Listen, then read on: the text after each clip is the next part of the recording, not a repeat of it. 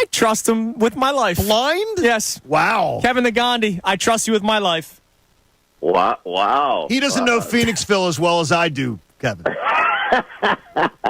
I'm not trusting you with my life. I got that Delco. I have that Delco doubt in me, of everybody. God, I'm loyal to a T, man. I will do anything that is possible to take care of Fred. There you go. Well, I appreciate that, Kevin. You and I, we fight till the end together.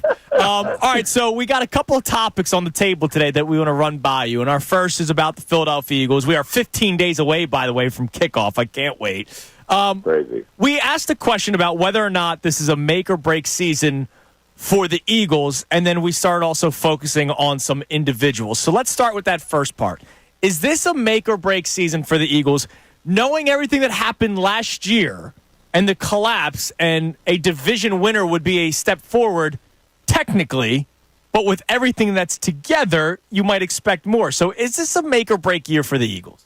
No, I don't think it's a make-or-break year for the entire team, because you look at the young core. They have a core, and the way Howie has designed the salary cap, that this team, if this was an older team, I would say, yeah, make or break. But, they have done a great job drafting and putting players in the right spots that are much needed, and then signing them to long-term deals, right? It could be a make-or-break individually if you're talking about Nick Sirianni. Yes, I think it's a make-or-break for Nick Sirianni. I don't think for the Eagles as a whole it's a make-or-break season coming in, considering the core and the long-term deals that they've signed over the last couple of years. Now, we looked at then, of course, we spun it into a Phillies topic. And said flat out, is this a make-or-break year for the Phillies? Because this is not a young team. You're 100% right. I think it is a make-or-break season for the Phillies because of the commitment they've made and the buildup that they've had and the success that they've had the last 2 years and the expectations after such a great start. Yeah, I think so. I think you can make the case it could be a make or break with Rob Thompson, just because how are you managing these guys? Listen, ownership has basically made it known that we are in to win now, and we have the window to win now, right? So I think that they're still going to have Bryce as the guy that they're going to revolve everything around Bryce, right? He's the son. But some of these contracts are going to be expiring, but it's really Trey and Bryce, Wheeler and Nola, and then how you building the team around those guys. Those guys are here for good, and then you tweak around the sons, right? The core of the team. It's going to be make or break considering what they do in the playoffs, who they face, how they match up. You can't have a first-round flame out. You can't have disappointment that's going to carry through. And how about performance, right? Like, they fell apart after that 5-home-run barrage in 2022 against the Astros, and they got no hit the next game, right? Then they fall apart at home with the 2 games against the Diamondbacks, games 6 and 7, where everybody felt like, all right, come on, we're going to beat the Diamondbacks. I think it's all about how they go out in the postseason. So you brought up Rob Thompson and how he manages things. We just kind of talked about this before we brought you on, and he's in a tough spot. So after last night's win, Weston Wilson, the only guy with multi-hits in the game, they had 5 hits as a team. He has 2 of them. He just had the cycle the other night. Rob Thompson basically said to the media yesterday that he'll be in the starting lineup tonight because the bat has just been too good. So pencil Weston Wilson in at left field. Now, here's the tough spot. The Braves are throwing a righty, which typically means Brandon Marsh is starting in center field.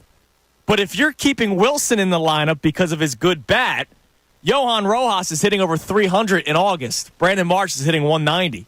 What do you do? It's a good question. The loyalty that you often see from Rob sometimes to a fault, he's one of those guys. Let me tell you, you guys started this segment like, hey, I would trust him with my life. I would trust Rob Thompson with my life because, man, he is loyal to a fault. Yeah. I mean, when he sticks with something, he really sticks with something until, it fails repeatedly. And he's done that with Brandon Marsh. So I would expect to see Marsh in the lineup. So sometimes it is amazing. You can't apply, especially with younger players, you can't apply the broad brush that, if he's hitting, and he's going to say, he's the hot guy, I'm going to stick with him. One thing we've seen with with Rob is Rob will sometimes just say, I'm going to go with my gut over what the numbers say no matter what. So I would think the loyalty of Rob Thompson separates himself on his decision-making while you guys can debate on what guy's hot, whose batting average is this, and all that stuff, what the numbers say. He'll go back to. But then, what's that message to Johan Rojas? Right? What's the message? I get the message to March. Hey, you're my guy. I still believe in you. This is the plan. When we acquired Austin Hayes, you were going to start against righties. Johan Rojas would start against lefties. But in the flip side, you're telling Johan Rojas, "Hey, man, I know you're playing good baseball right now, but it is what it is. You're on the bench." I don't know what it's telling Johan. To me, with the messaging is, I go with my guys and my gut, and that's all I'm doing, no matter what. No matter the situation, I'm going with what my decision was made. I mean, I think that was the frustration earlier this week with, hey, you got the chance to have Bryce up there in the bottom of the ninth with the man on as the tying run at the plate, and now he's got the day off, right? I'm committed to doing something like that. Alvarado, 2 nights ago, you're just sitting there saying, what are we doing? Like, he has no location, walks in a run. There's a certain thing that no matter what he and you and I are seeing, he's going with his gut. He's going with his situation. He went with Alvarado no matter what. No matter what. He didn't go with the young guy. The young guy came in 4 pitches, got out of it, right? He didn't go with him. He didn't make the decision that way. I think that he'll go with his gut more than any of the numbers. Think of the Philadelphia you grew up in, and think of the Philadelphia today, Kevin Negandhi. Yeah. Bryce Harper's 10 for 67 in July. Yeah. He's 18 for 67 in August. That's 28 for his last 134, 209 over a big stretch. How is the reaction to Bryce Harper as a star not performing different than the Philly you grew up in? Isn't that funny how that plays out, right? And I would think this city would be, through the years, much harder on Bryce Harper, considering where Bryce came from, and he was like an enemy, and people despised him with the Nationals, right? But Bryce has done so much over the last 3 years, 4 years in building up the goodwill, reputation, and the goodwill, and the daily deposits, the postseason deposits, and the moments that I think they give him a pass. And I'm actually, John, I'm actually okay with that. I really am. Maybe I'm getting softer in my old age, but I'm okay with that right now because we've seen what he has done in October the last 2 years in big moments. When will you get concerned? I mean, we got 5.5 more weeks of baseball left. This is the worst. This is arguably the worst 8-week stretch of his career. When would you get concerned? The third week of September.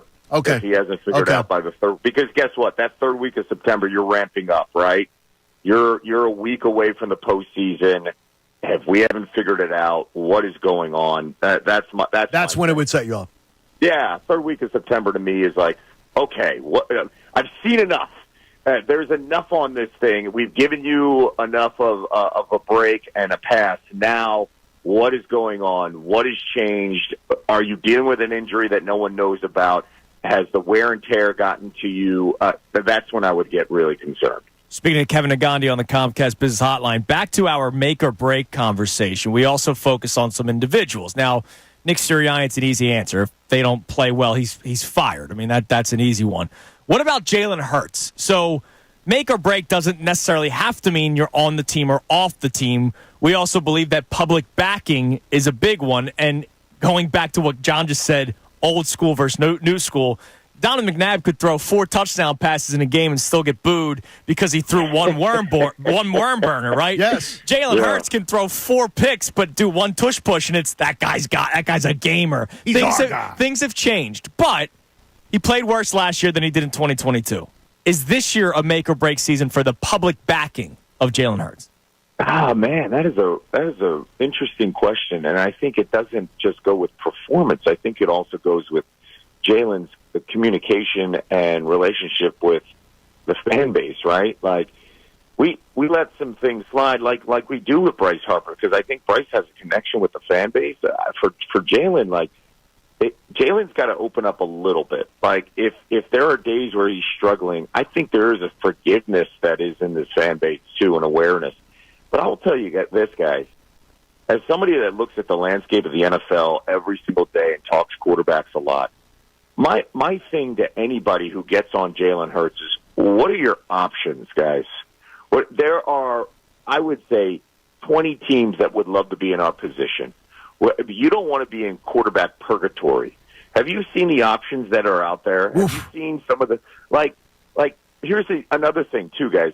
Jaylen Herz can win and still be like ugly doing it, and I would take Jaylen Herz winning and being ugly and not the pretty ball that everybody wants, compared to Dak Prescott putting incredible numbers up and then failing miserably in the playoffs. Because if you talk to Cowboys fans, it blows me away. The guy finishes top 2 in touchdowns and passing yards, and you talk to many Cowboys fans, they're like, he ain't got it. We're moving on. And then you come back to, where are you going to go? What are your options? And this guy's going to make over $60 million next season, and there are a handful of teams that will line up and give Dak Prescott that contract.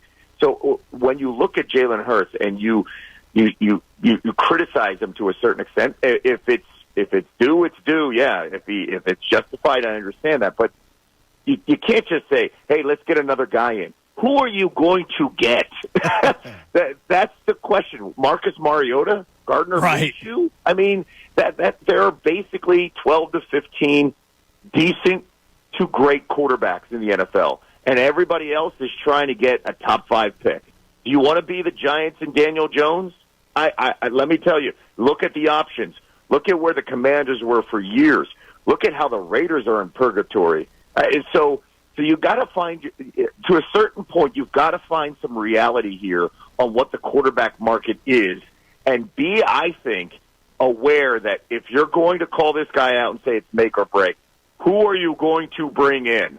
Look at the Steelers situation. We've got their number 1 first-round pick, Kenny Pickett, and he's trying to make the second string team. And meanwhile, they can't figure out is it Russell Wilson or Justin Fields, right? And then you look at the quarterback market that's coming in with the draft class. It's a roll the dice. So I would pause there and think about, like, hey, when you put it in perspective about the expectations of Jaylen Herz, understand, who are you putting in if you want him gone? Kevin, it's a great point, man. We appreciate you coming on. What do you got going on? You're in Williamsport right now for the Little League World Series? Yeah, it's been great. SportsCenter on the road. We've been out here. We're dealing with an elimination game, a pair of them today for the chance to go to the U.S. National Championship on Saturday and the International Championship. It's been great, man. 5 days. It's baseball heaven. Brought the family out. We've had a blast. It's great talking to these kids who've become superstars. There's a young man from Florida who did the Shoto shuffle and then hit a home run a pitch later. That's awesome. A couple nights ago. We got that video, and then we showed Juan Soto yesterday, and we shared it with the kid. Like, when you can connect the dream of a little leaguer with a major leaguer, and then the major leaguer sees what it's like to be a kid again, that's what it's all about. So we're having a blast, and I'm here till tomorrow. Looking forward to our coverage here at 2 p.m. and 6 p.m. on SportsCenter. Kevin, you're the man. We appreciate it as always, and